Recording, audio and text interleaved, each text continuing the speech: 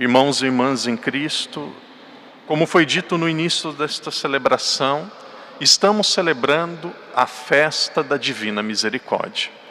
A festa da Divina Misericórdia é uma festa recente no calendário litúrgico da vida da Igreja, foi instituída pelo Papa João Paulo II, no ano de 2000, mais precisamente no dia 30 de abril de 2000. Na mesma data que Santa Faustina Kowalska foi canonizada pelo mesmo São João Paulo II. Porém, no começo da Igreja, quando esta festa da Divina Misericórdia ainda não existia, os cristãos conheciam este primeiro domingo da Páscoa como o Domingo Branco. O que significa este domingo ser conhecido como Domingo Branco? No início da Igreja, o batismo das pessoas acontecia apenas no domingo ou na madrugada, na vigília pascal. Naquele dia, quando as crianças, os adultos, aqueles que acabaram se tornando cristãos eram batizados, este costume acontece ainda hoje com as nossas crianças, aqueles novos cristãos recebiam uma veste branca, e vestindo aquela veste branca, eles deveriam manter a mesma roupa branca, por 8 dias. Imagine como que é difícil manter uma roupa branca. Imagine como é difícil ainda manter uma roupa branca por 8 dias. Quando nós vestimos branco, a facilidade de sujar a roupa é muito grande.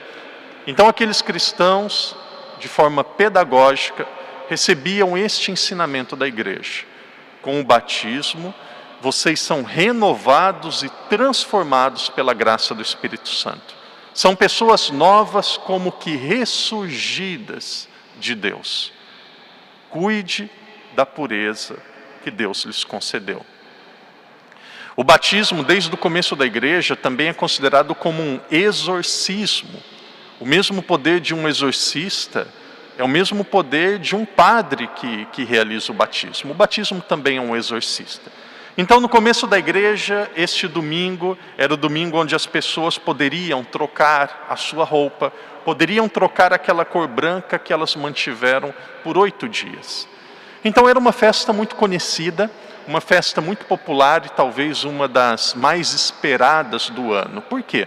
Porque era o período que as pessoas eram cristãs, poderiam participar da missa toda. Antigamente, no começo da Igreja, quem não era batizado participava da missa até o momento da liturgia eucarística, depois elas saíam. Então as pessoas participavam da missa toda, as pessoas estavam na comunidade, recebiam a Eucaristia e também poderiam trocar a sua roupa. Mas com o Papa João Paulo II, esta celebração não ficou reconhecida apenas como a celebração do branco, ficou conhecida como a celebração da Divina Misericórdia. Existe uma santa da Igreja, muitos de nós conhecemos pelo nome, mas não sabemos muitos detalhes sobre a sua vida, que é impossível nós falarmos da festa da Divina Misericórdia sem falarmos sobre ela. Santa Faustina Kowalska. Quando nós falamos em Santa Faustina, nós estamos falando do nome religioso daquela jovem que tinha por nome Helena. Helena, como ainda muitos de nós, principalmente aqueles que são mais velhos, veio de uma família muito numerosa. Helena era a terceira filha de uma família de 10 irmãos, de uma família muito pobre. Conta os escritos de Santa Faustina, que quando ela era criança, ela e as irmãs tinham apenas um vestido. E antigamente vocês sabem que a melhor roupa que uma pessoa tinha era roupa de missa. Atualmente tem pessoas que vão para a missa com roupa de praia, roupa que fica em casa o dia todo, roupa que faz faxina. Mas antigamente a roupa da missa era a melhor roupa. Me recordo quando eu era criança, muitas vezes minha mãe dizia, não use essa é roupa de missa. E na época de Helena era da mesma forma. Aquela família tinha um vestido. Então o que acontecia com aquelas crianças? Participavam da missa em diferentes horários, diferentes momentos do dia, para trocarem o vestido entre aquelas crianças. Então você pode imaginar como que era uma família pobre, do interior da Polônia. Desde os 7 anos de idade, Helena teve visões místicas, revelações de Deus. E ela sentia um desejo no seu coração de ser religiosa. Com 17 anos de idade, 16, 17 anos de idade, devido à pobreza, ela foi enviada pela família para uma cidade vizinha, onde ela ficou aproximadamente um mês trabalhando como empregada doméstica, para conseguir enviar dinheiro para os pais sobreviverem.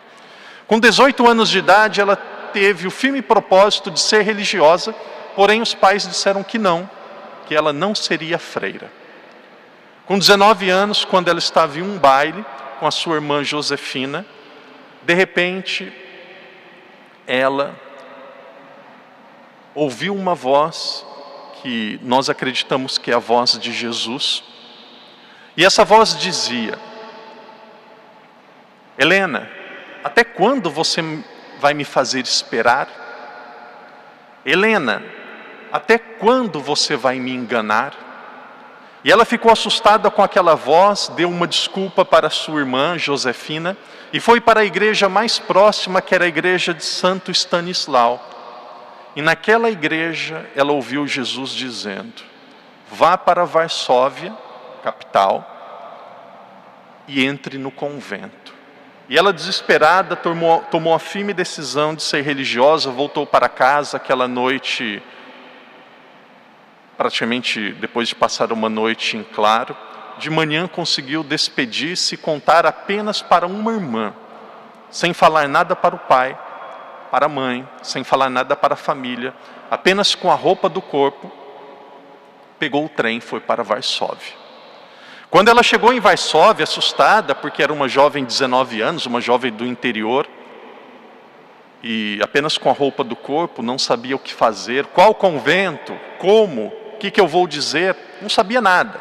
Com a roupa do corpo chegou em Varsóvia, depois de uma viagem de trem, e ela foi na primeira igreja que ela encontrou.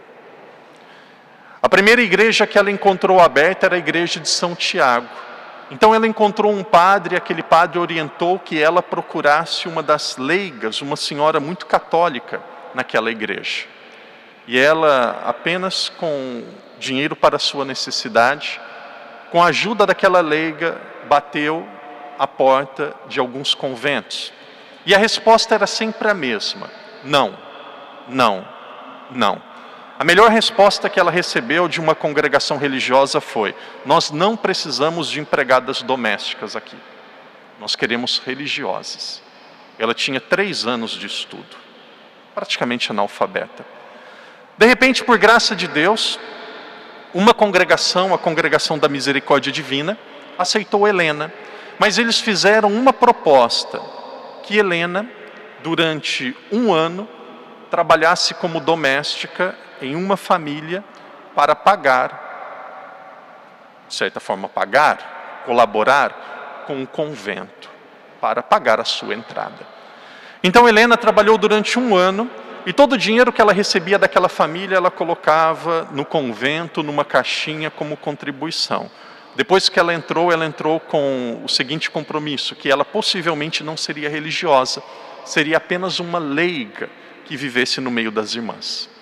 Porém, aos poucos, aquela que era uma menina muito simples, aquela que era uma menina muito pobre, começou a ter locuções, visualizações de Jesus. Em uma daquelas visualizações, ela percebeu Jesus como que raios saindo do seu coração. Um raio mais pálido, de cor entre branca e azul, e outro raio vermelho. Antes de ter essas visualizações, no primeiro ano que ela estava no convento, devido ao sofrimento, às dificuldades, de certa forma também às críticas e à rejeição, ela tomou a decisão de voltar para casa. Quando ela tomou a decisão de voltar para casa, ela viu uma imagem de Jesus todo chagado, dilacerado, e toda assustada ela perguntou a Jesus: Jesus, o que significa isso? Jesus disse a ela: isso significa como eu estarei, como eu ficarei se você deixar o convento.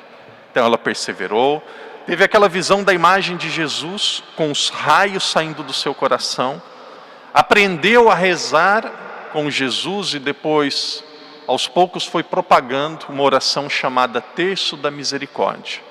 Faleceu com 33 anos de idade, a mesma idade de Jesus. Mas qual é o detalhe que mudou a história, podemos dizer assim, a história da igreja na compreensão da divina misericórdia? Antes de morrer, em 1938, um ano antes da Segunda Guerra Mundial, ela disse: haverá uma guerra muito grande, e a Polônia, se rezar o texto da divina misericórdia, será preservada desta guerra. E conta a história que meses depois, a guerra começou. E a Polônia, enquanto rezava o terço da misericórdia, ficou preservada. E um arcebispo da época, percebendo que aquilo que ela disse era verdade, ninguém falava em guerra naquele momento, depois que a guerra aconteceu, o arcebispo percebia que aquelas visões eram visões divinas. Então permitiu que se começasse a devoção à divina misericórdia. A devoção à divina misericórdia, começando na Polônia, algumas pessoas tinham um santinho da divina misericórdia, como nós temos hoje. Quantos de nós que temos a nossa Bíblia na nossa casa? E conta a história que as pessoas, as cidades que propagaram a divina misericórdia e colocaram uma imagem da divina misericórdia na sua casa foram poupadas da guerra. As cidades que clamaram a divina misericórdia foi poupada. Tem até uma história de uma cidade que foi praticamente destruída. Uma mulher que estava fugindo da sua casa, de repente ela esqueceu que havia um santinho da divina misericórdia na sua casa. Voltou para casa, pegou o santo da divina misericórdia e colocou na porta da casa. Aquela cidade toda foi destruída, só a casa daquela mulher foi preservada e está preservada até hoje. Santa Faustina se tornou seguramente uma das santas mais populares, mais conhecidas de todo o mundo. Enferma, faleceu muito cedo. Mas muito mais do que conhecer a vida de Santa Faustina, nós queremos entender o que é a divina misericórdia. A liturgia de hoje, a liturgia desta oitava da Páscoa, é uma revelação de acontecimentos pós-pascais que mostram como Jesus foi misericordioso para com aqueles que o seguiam. Nós encontramos a primeira misericórdia de Jesus após a sua ressurreição acontecendo com Madalena. Madalena foi a primeira que viu o ressuscitado, uma mulher que era excluída pela sociedade. A primeira palavra que Jesus usou para manifestar aos seus apóstolos era a palavra irmão. Isso significa que Jesus estava perdoando os apóstolos, isso significava que Jesus era próximo de cada um deles. O Evangelho de hoje seguramente nos mostra aquilo que existe de mais belo, aquilo que existe de mais profundo da misericórdia de Jesus após a sua ressurreição. Todos os discípulos haviam visto Jesus ressuscitado. Todos acreditavam em Jesus ressuscitado, com exceção de um. Quem não viu Jesus ressuscitado? Tomé. Por que Tomé não havia visto Jesus ressuscitado? Porque ele não estava na comunidade. Quando Jesus apareceu e apareceu na comunidade, ele estava fora. E aqui já tem uma grande lição a cada um de nós. Onde Jesus ressuscitado se manifesta é na comunidade. Naturalmente agora temos dificuldades para ir à igreja, mas o local que Jesus se manifesta é na igreja. E Jesus, depois que se encontrou com Tomé, Jesus poderia ter dito aquilo que Tomé merecia ouvir. Não viu o ressuscitado por falta de fé e por ter abandonado a comunidade. Porém, Tomé, desafiando e de certa forma até criticando, Jesus disse: eu só acredito se eu tocar. Eu só acredito se eu ver. E de repente Jesus apareceu a São Tomé e nós sabemos o restante da história. Todos os apóstolos viram Jesus ressuscitado. E no Evangelho de hoje existe outro sinal ainda da misericórdia. Nós temos o sinal do sacramento da penitência. Quantos católicos, infelizmente eu digo isso com dor no coração, quantos católicos que abandonaram a confissão? Quantos católicos que são indiferentes à confissão? Santa Faustina diz no seu diário: aquilo que mais ofende o coração de Jesus são as pessoas que zombam e são indiferentes à sua divina misericórdia. Algumas pessoas podem pensar que a divina misericórdia significa que Deus é como um avô velho que perdoa tudo. Por exemplo, você errou, Deus perdoa. Matou, perdoou. Você criticou alguém, Deus perdoa. Tudo que a gente faz não tem importância nenhuma, porque Deus é misericordioso, Deus perdoa. Bagunça, bebe, dança, se prostitui, faz o que você quiser, porque Deus é misericordioso. Não existe o inferno. Deus, com o coração de pai, vai perdoar todo mundo. Pera lá. Não tem nada disso. Existem até tendências dentro da Igreja Católica a dizer, inferno não existe, isso é exagero, Deus é misericordioso.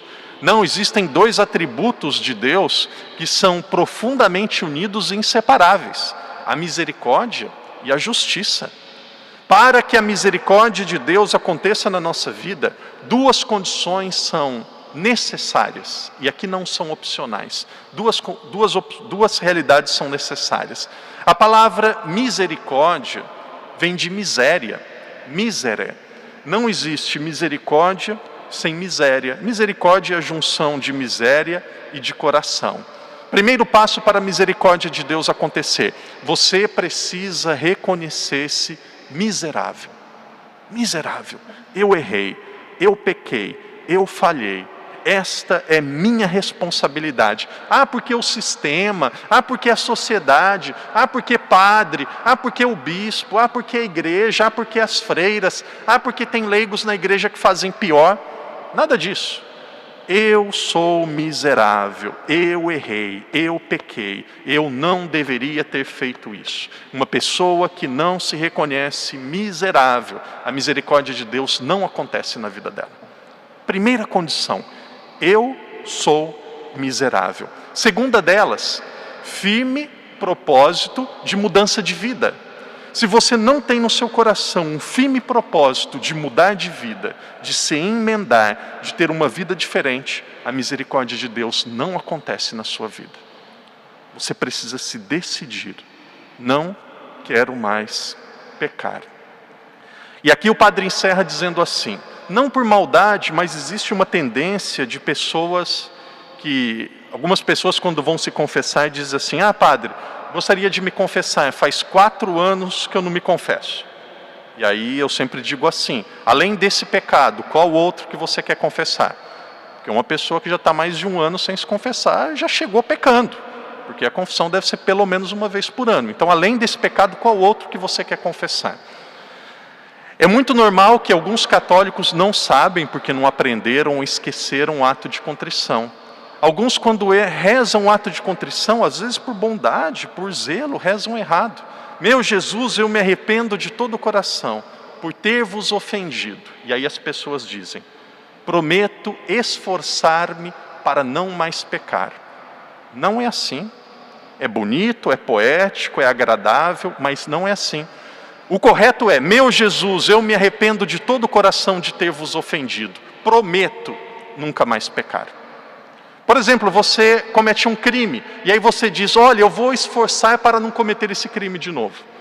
Imagina, aqui nós temos o Sênio, que é um jovem exemplar, um grande filho.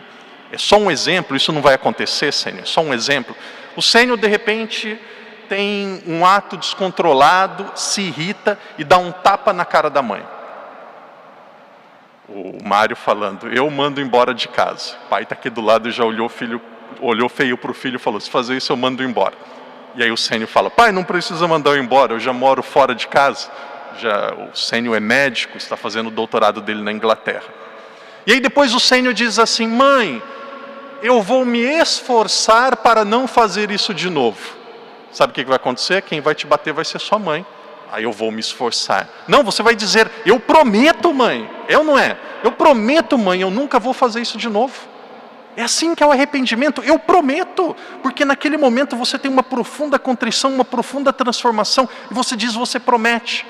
Mas vai cometer de novo? Possivelmente não nesse caso. Mas no caso do pecado você vai pecar de novo. Você quebrou a promessa. Você procura o sacerdote, se confessa novamente e recomeça. Então é assim que nós dizemos: eu me arrependo de todo o coração de ter vos ofendido. Prometo, com a vossa graça, nunca mais pecar. Agora é um momento que nós temos dificuldades de recebermos o sacramento da confissão. Mas quando você tiver a oportunidade, recorde-se dessa frase que o padre sempre diz. Deus conhece a nossa vida a partir da nossa última confissão. Quando você falecer, se a confissão for bem feita, a sua vida será julgada por Deus a partir da sua última confissão.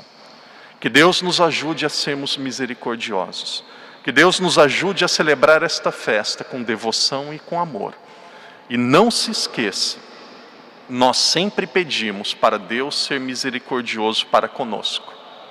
Peça também e aceite quando Deus for misericordioso para com os outros. Normalmente nós queremos um Deus misericordioso para conosco, mas um Deus justo para com os outros. Não. Queremos um Deus misericordioso para conosco, misericordioso para com a humanidade inteira. Que Jesus nos ajude a sermos misericordiosos como Ele é.